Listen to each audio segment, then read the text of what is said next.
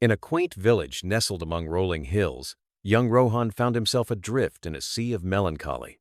Each day, he would gaze longingly at the lavish homes of the wealthy, convinced that true happiness could only be found in material possessions and financial success. His heart ached with a deep sense of emptiness, and he felt lost in a world that seemed to value only what one owned. One crisp autumn morning, as Rohan trudged dejectedly through the village square, he encountered Nani, the village's beloved grandmother.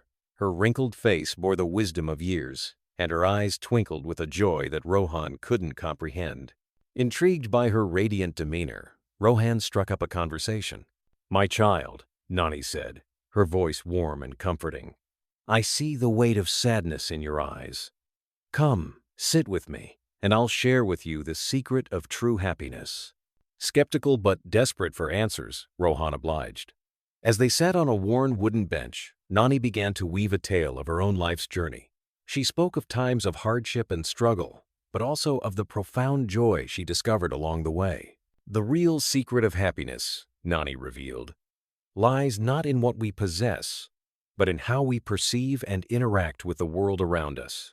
She taught Rohan about the power of gratitude, encouraging him to appreciate the simple blessings in his life, the warmth of the sun, the laughter of children, the taste of fresh bread.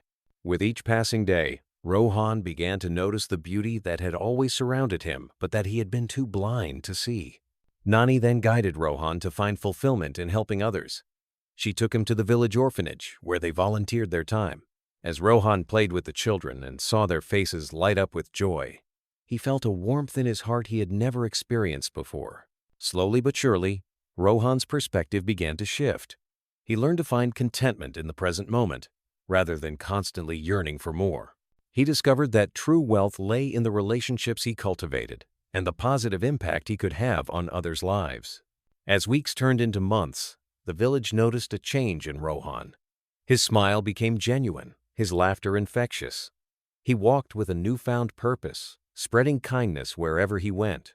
People were drawn to his positive energy, and he found himself surrounded by true friends and meaningful connections.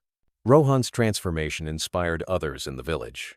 They too began to embrace gratitude, selflessness, and contentment. The entire community flourished, becoming a beacon of happiness and harmony. Years later, Rohan would often sit on that same bench in the village square, sharing Nani's wisdom with those who sought happiness.